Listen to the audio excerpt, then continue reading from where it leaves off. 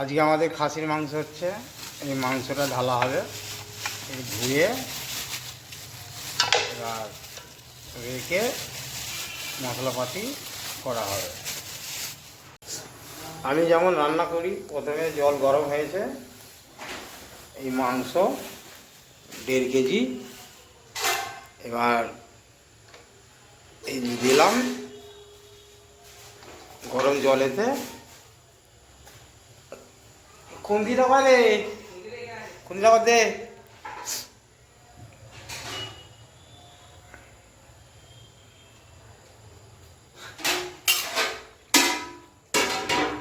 একটু নেড়ে ছেড়ে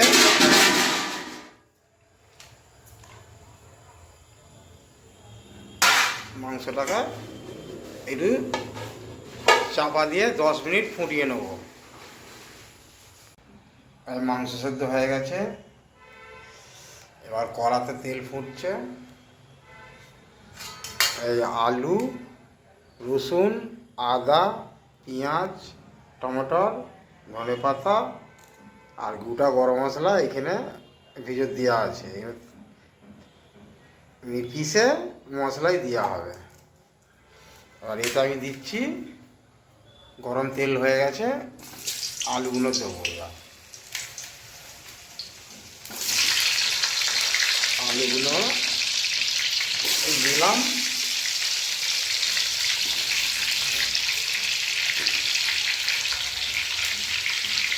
আমি যেমন রান্না করি এইভাবে রান্না করার থেকে।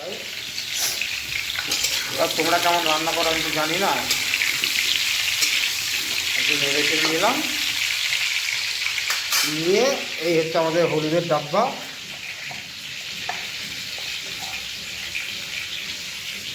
এই অল্প পরিমাণ হলুদ দিয়ে দিলাম, একটু নাড়াচাড়া করে নিলাম, কারণ আলুটা ভাজা হবে তো, তবে খাসির মাংসটা একটু মচমচে হবে। নুন কুকে গেল, নুন দিতে হয় হালকা করে, আলুটা যাতে কড়ার মধ্যে ধরে না যায়। হালকা করে নুন দিয়ে দিলাম।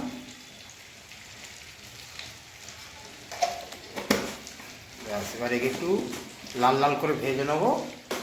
ভেজে নিয়ে নেক্সট ভিডিও। আমাদের আলু ভাজা হয়ে গেছে। আর এই পেঁয়াজ, এই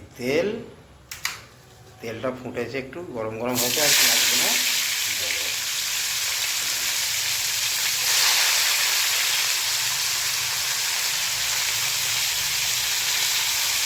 হাতে করা অসম্ভব, হাতে ভিডিও করো, হাতে পেঁয়াজ দাও,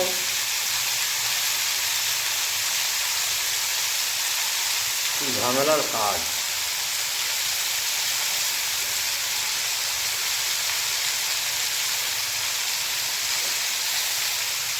হয়ে গেল পেঁয়াজ, একটু ভেজে নেবো লাল লাল করে।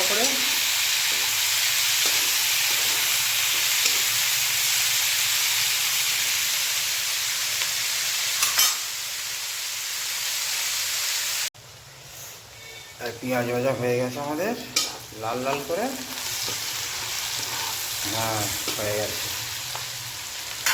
এবার দেবো কাঁচামরিচ, কাঁচা লঙ্কা। কাঁচা লঙ্কা দিলাম, শুকনো লঙ্কা দিলাম, একটু নেড়ে নিচ্ছি। নেওয়ার পর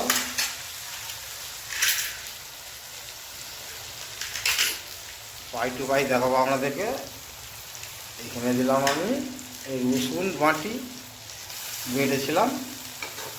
আর বাঁটা নেই আমাদের এখানে, শিলতে নেই, গিলাসে ঠান্ডা করা।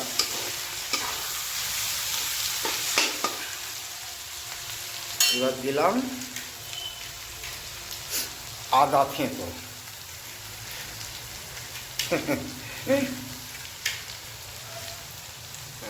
এবার একটা হালকা করে করে নিয়ে নিচ্ছি। মাছটা কিন্তু অল্প দিয়ে যাবে, শুধু দিলে ধরে যাবে তলায়। পুরোনো করা তো আমাদের কোম্পানির করা, আমরা তো কোম্পানির আন্ডারে থাকি।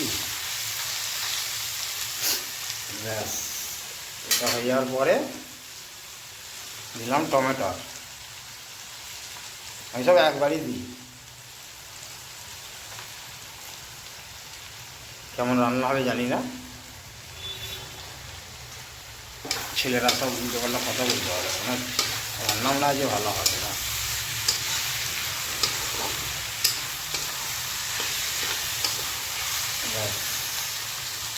নাড়াচাড়া হয়ে গেল। এই হচ্ছে লঙ্কা গুঁড়ো, হলুদ গুঁড়ো, জিরে গুঁড়ো, মিট মশলা সব একসাথে পাইল করা আছে। এইটাকে এবার আমি এই ঢেলে দিলাম। এক হাতে করা তো অসুবিধা হবে, একটুখানি জল দিয়ে পরে খেঁচে দিয়ে দেওয়া যাবে, অসুবিধা নেই। এবার একটু নাড়াচাড়া করে নিই।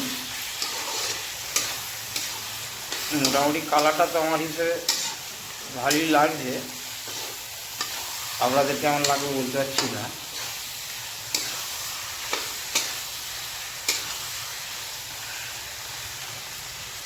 মস্ত মস্ত কালার আছে, মস্ত। কিন্তু এই যে গোটা গরম মশলা ভিজর দিয়ে রেখে দিয়েছি, একে থেঁতো করবো এই গ্লাসই করে, লাস্টে কষার সময় একে দিয়ে দেবো। এই যে এবার আমাদের মশলা পুরো রেডি আছে।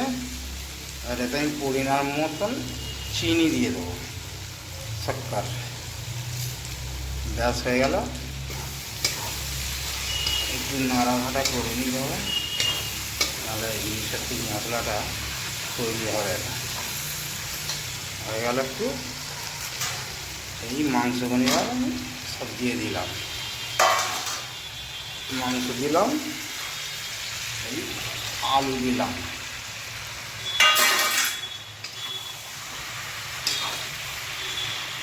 একটু নাড়াঘাটা করে নেব।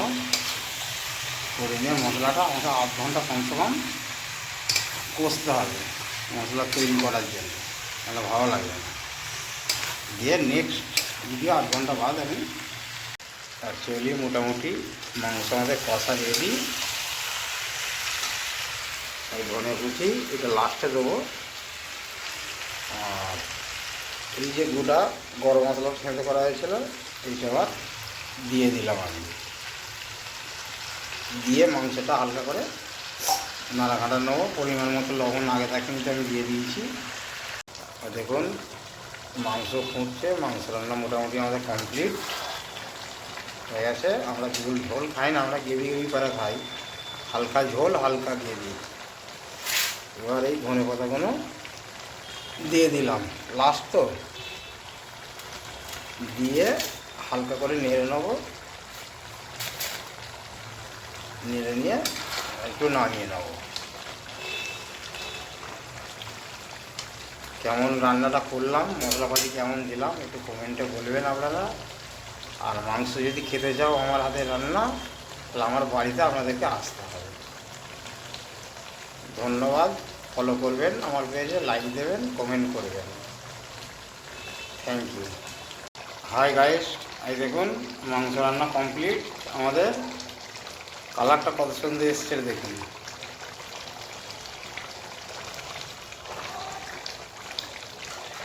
দেখতে পাচ্ছেন সব কেমন হবে কি জানি না।